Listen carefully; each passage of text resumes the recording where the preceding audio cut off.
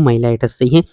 यहाँ पर motor neuron से ज़ाहिर बात है मसल्स को इफ़ेक्ट करेंगे, तो मसल्स के अंदर क्या-क्या चेंजेज़ आएँगे? 3 मेन चेंजेज़ आते हैं। नंबर फर्स्ट प्लेसिडिटी, वो लूज़ हो जाते हैं मसल। नंबर 2 वेस्टिंग, उनका मास कम हो जाता है। नंबर 3 हाइपोरिफ्लेक्सी, यानी कि रिफ्लेक्स का जो सिस्टम होता है वो बहुत कम हो जाता है। और जब ये एक्यूट पैरालिसिस होता है, यानी कि बहुत जल्दी विदिन शॉर्ट टाइम ये अपना साइन सिम्पटम्स ज़ाहिर करते हैं, उसको एक्यूट पैरालिसिस कहते हैं। उसमें क्या होता है कि जो रिस्पिरेटरी मसल्स होते हैं उनको में भी ये क्या खस खाते हैं पैरालिसिस, जिसकी वजह से रिस्पिरेटरी मसल अपना काम नहीं कर सकती, और जब वो फंक्शनलेस हो जाती है उसी वजह से रिस्पिरेशन की वजह से डेथ हो जाती है ऐसे ही। फिर जब ये डिजीज़ लेट से इसका ट्रीटमेंट हो जाता है और ये ख़त्म हो जाती है, रिज़ॉल्व हो जाती है, तो 25 टू 35 ईयर्स लेटर क्या हो जाता है कि ये साइन सिम्पटम्स दोबारा अपीयर होने लगते हैं ग्रेजुअली, लेकिन प्रोग्रेसिव। टाइम के साथ-साथ ये वर्सन होते जाते हैं, बैड होते जाते हैं, इंटेंस होते जाते हैं। और ये जो साइन एंड सिम्पटम्स अगेन वही साइन एंड सिम्पटम्स है जिसमें मसल वीकनेस था, मसल पेन था, फ्लेसिडिटी था, वेस्टिंग था या हाइपोरेफ्लेक्सिया था। ये तो फिर अगेन इसको हम क्या कहेंगे? इसको हम कहेंगे पोस्ट पोलियो सिंड्रोम, यानी कि पोलियो के बाद जो साइन सिम्पटम्स अपीयर हो गए पोलियो की तरह, इसलिए इसको पोस्ट पोलियो सिंड्रोम कहते हैं। और ये सेम इसी तरह होती है जिस तरह फर्स्ट अटैक में होती है। रेबीज़ वायरस ही है। इसके बारे में क्या कहते हैं कि जो रेबिड एनिमल्स होते हैं, जिस तरह बैट्स है या फॉक्स है या डॉग्स है, जब ये हमें बाइट कर देते हैं या इनको हम एक्सपोज होते हैं, स्पेशली बैट को जब हम एक्सपोज होते हैं, उनके डिफरेंट रेस्पिरेटरी ड्रॉपलेट होते हैं या उनके बॉडी हेयर्स होते हैं, वो जब हमारे ऊपर आ जाते हैं तो उससे हमें क्या हो जाता है, रेबीज़ वायरस की ट्रांसमिशन हो सकती है। अब ये बहुत खतरनाक वायरस है क्योंकि इससे 90 टू 99% लोगों की क्या हो सकती है, जब जो इन्फेक्ट हो जाती है उनकी डेथ हो सकती है, इसलिए ये एक्सट्रीमली फेटल होते हैं। ये क्या कर देते हैं कि इनकी जो वॉन्ड्स होती है वो उसके थ्रू ये हमारे सीनस में पहुंच जाती है। किस तरह पहुंच जाती है, उसका रास्ता क्या है, वो है पेरिफेरल नर्व, और ये डिपेंड करता है पेरिफेरल नर्व की लेंथ पर। अगर पेरिफेरल नर्व की लेंथ ज़्यादा है तो इंक्यूबेशन पीरियड ज़्यादा होगा, अगर कम है फिर इसका इंक्यूबेशन पीरियड कम होगा। इसको यहाँ पर एक डायग्राम से एक्सप्लेन कर देते हैं। इस डायग्राम में आप लोग देख सकते हैं ऐसे ही, इसमें क्या होता है कि ये यहाँ पर ये एक रेबिड एनिमल है, डॉग है, ऐसे ही ये क्या करते हैं, बाइट कर देते हैं एक इंसान को यहाँ पर। फिर ये यहाँ पर जो न्यूरोमस्कुलर जंक्शन होती है वहाँ पर ये एंटर कर जाती है हमारे पेरिफेरल नर्व्स के अंदर से है, और वहाँ पर जो निकोटिनिक एसिटाइलकोलिन रिसेप्टर्स होती है उनके साइड ये ज्वाइन कर जाती है और इस पेरिफेरल नर्व के थ्रू ये चला जाता है हमारे सेंट्रल नर्वस सिस्टम में। जब ये सेंट्रल नर्वस सिस्टम में पहुंच जाते हैं, ज़ाहिर बात है इसको फिर क्या कहते हैं, रेट्रोग्रेड फास्ट एक्सोनल ट्रांसपोर्ट से ही इसके थ्रू ये चले जाते हैं ऊपर हमारे ब्रेन के अंदर। वहाँ पर फिर इनकी रेप्लिकेशन होती है न्यूरॉन्स के अंदर, स्पाइनल कार्ड की न्यूरॉन्स के अंदर भी इन्फ्लेमेशन होती है, स्पेशली जो डोर्सल रूट गैंग्लियंस होते हैं, और इसके अलावा ऊपर ब्रेन की न्यूरॉन्स में भी होती है। एज अ रिजल्ट क्या हो जाती है, हमें different motor and sensory sign symptoms appear होना स्टार्ट हो जाती है। सही है, इनमें क्या हो जाते हैं, जो वेग सिम्टम्स है, कैरेक्टरिस्टिक सिम्टम्स है, वो फटीग है, हेडेक है और फेवर है। सही है, इनसे हमें पता होना चाहिए कि रेबीज़ वायरस के लिए हम इन्वेस्टिगेशन करें। जब ये हमारे सेंट्रल नर्वस सिस्टम में आ जाते हैं तो वहाँ पर ये इन्फ्लेमेशन कस कर जाते हैं, यानी कि इंसेफेलाइटिस कस करते हैं, और इस हमारे सेंट्रल नर्वस सिस्टम की और एक्साइटेशन कर देते हैं। सही है, और एक्साइटेशन इन अ सेंस इस तरह हमें पता चलता है कि हम जब इस बंदे के साथ स्लाइटली टच भी हो जाती है तो उसको बहुत बड़ा पेन होती है, या हम उसको कोई मोटर रिस्पॉन्स दे उस और मोटर मसल एक्टिविटी हम उसमें इंड्यूस करती है, तो उसकी वजह से वहाँ पर हमें डिफरेंट कन्वल्जन्स मिलती है, यानी कि उस पर सीजर आ जाती है। सही है, इसके अलावा ये क्या कर देते हैं, बहुत बड़ा स्पाज़म कर देते हैं हमारे पेरेंशियल मसल में, जिसकी वजह से स्वॉल्विंग में तकलीफ होती है, इवन पानी की निगलने में भी तकलीफ होती है, जिसकी वजह से उस बंदे को हाइड्रोफोबिया हो जाता है। और जब ये हमारे रिस्पायरेशन के मसल्स को स्पाज़म के स्टेज में ले जाते हैं तो हमारे जो रिस्पायरेटरी मसल्स होते हैं वो फेल हो जाती है अपने फंक्शन में, जिसकी वजह से क्या हो जाता है, उस बंदे को मानिया हो जाती है, स्टूपर हो जाती है, और उसके बाद वो कोमा में भी जा सकते हैं और डेथ भी उस बंदे के हो सकते हैं।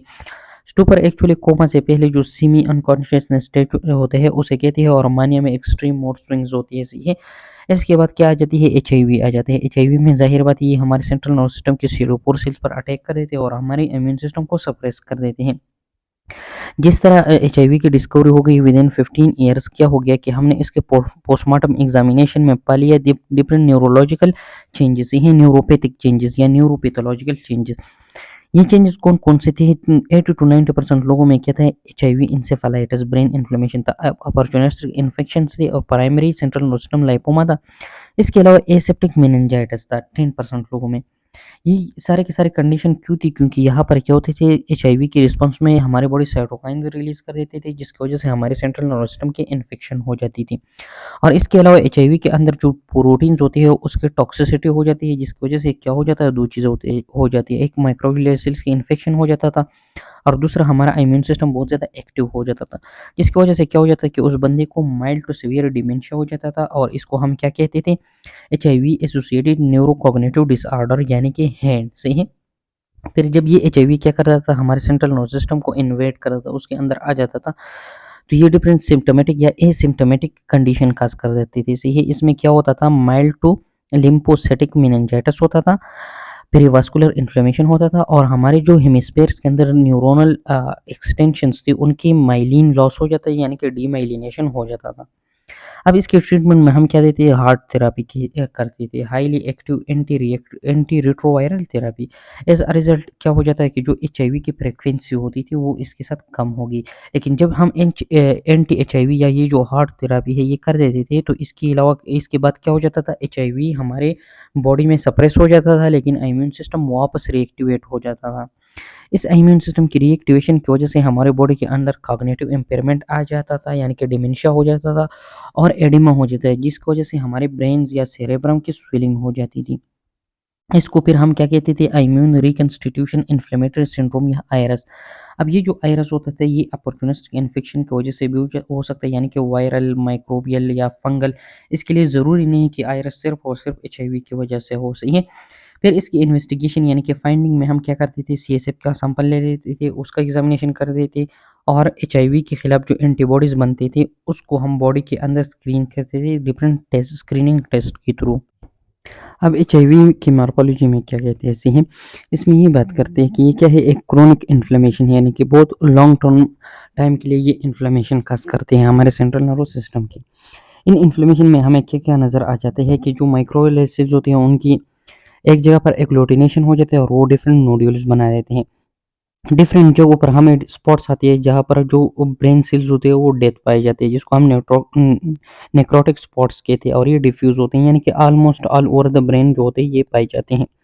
रिएक्टिव ग्लाइकोसिस होता है, ज़ाहिर बात है ग्लाइकोसिस क्यों होगा, क्योंकि यहाँ पर डिफरेंट डैमेज हुआ है, वहाँ पर रिपेयरिंग और स्कारिंग प्रोसेस भी स्टार्ट होगा और ये मोस्टली कहाँ पर होते हैं, नियर द ब्लड वेसल, यानी कि पेरीवास्कुलर स्पेस को अगेन इशारा है।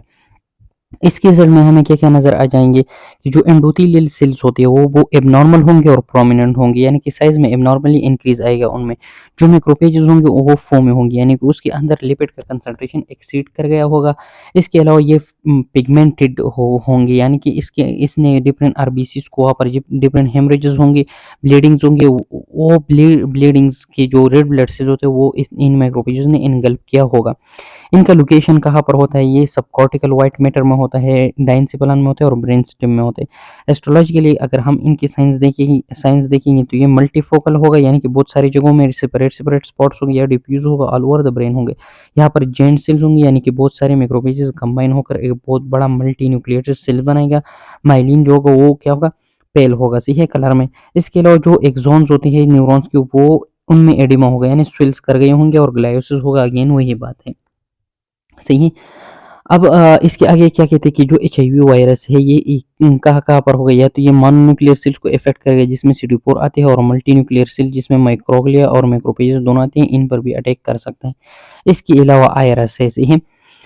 ये जो रिकंस्टिट्यूट सिंड्रोम था अभी पीछे हमने पढ़ा, यहाँ पर इम्यून रिकंस्टिट्यूशन इन्फ्लेमेटरी सिंड्रोम से है ये आईआरएस। इसमें और एचआईवी की इन्फेक्शन में हम किस तरह डिफरेंस करेंगे, सही है। एक्चुअली ये भी इंसेफेलाइटिस करते हैं, एचआईवी भी इंसेफेलाइटिस करते हैं, लेकिन यहाँ पर जो around the blood vessels cells appear होंगे वो CD4 होंगे, सॉरी CD8 टी सेल्स होंगे और यहाँ पर CD4 होंगे। लेकिन ये जो CD8 सेल्स है या आईआरएस की जो कॉज है, ये एचआईवी भी हो सकते हैं और इसके अलावा अदर वायरसेस भी हो सकते हैं, क्योंकि आईआरएस जो था जब रीएक्टिवेशन इम्यून सिस्टम को होता था तब एचआईवी काज होता था। लेकिन इसके अलावा और वायरसेस भी इनका काज हो सकता है, जबकि जो एड्स है उसका सिर्फ और सिर्फ एचआईवी होगा, सही है, कॉजेटिव एजेंट।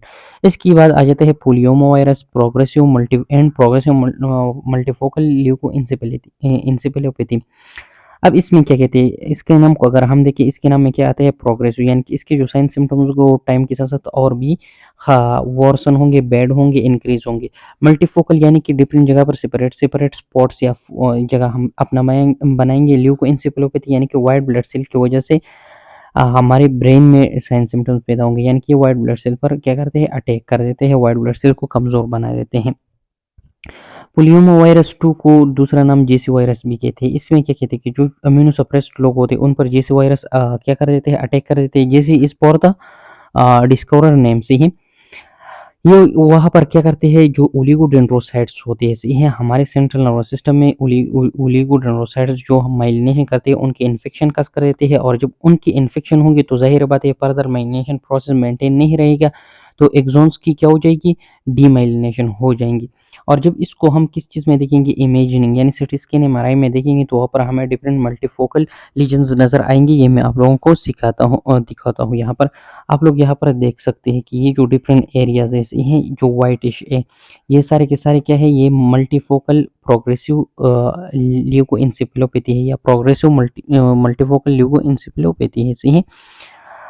अब इसके अलावा आगे क्या कहते हैं इसे, इसमें क्या कहते हैं कि ये कहाँ-कहाँ पर हो सकता है, ये white matter of the cerebrum and cerebellum दोनों जगह पर हो सकता है, और इसकी जो साइन सिम्पटम्स होंगे वो हमेशा क्या होंगे, प्रोग्रेसिव, टाइम के साथ-साथ वो इंटेंस होंगे। इसको हम क्या इसी वजह से क्या कहते हैं कि प्रोग्रेसिव मल्टीफोकल ल्यूकोइंसेफेलोपैथी। इसकी इन्वेस्टिगेशन हम किस तरह करेंगे, हम फाइंड किस तरह करेंगे, हम बॉडी में देखेंगे कि जो जेसी वायरस है इसके अगेंस्ट बॉडी ने एंटीबॉडीज़ बनाई हैं या नहीं, उससे हमें पता चलता है कि कॉजेटिव एजेंट क्या है, जेसी वायरस है या पोलियोमा वायरस है।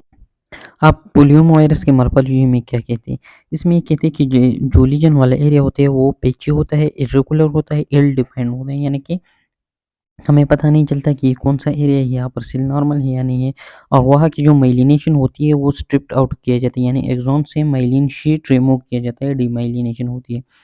जो लीजन एरिया होते हैं उसके सेंटर में क्या होती है, बहुत सारे मैक्रोफेज होते हैं। लेट्स से ये हमारे साथ क्या है, एक लीजन वाले एरिया है, तो उसके सेंटर में क्या होंगे, डिफरेंट मैक्रोफेजेस हमें नज़र आएँगे। इसके अलावा वहाँ पर कुछ क्या होंगे, एक्सॉन्स होंगे, बहुत छोटे से एक्सोनल शीट्स वहाँ पर हमें नज़र आएँगे। इसके अलावा जो मार्जिन्स होते हैं वहाँ पर डिफरेंट ओलिगोडेंड्रोसाइट्स हमें नज़र आएँगे, बहुत सारे ओलिगोडेंड्रोसाइट्स की सेल नज़र आएँगे। लेकिन ये जो ओलिगोडेंड्रोसाइट्स होते हैं ये साइज़ में इनलार्ज होते हैं, और इन कि जो न्यूक्लियस के अंदर क्रोमैटिन होते हैं उस वो रिप्लेस किया जाता है कौन से सेल ने, इंक्लूजन्स ने, सही है। यानी कि इसकी जो सेंटर में होता है इंक्लूजन्स होते हैं, जिससे हमें पता चलता है कि ये पोलियोमा वायरस की क्या है, इन्फेक्शन है, सही है।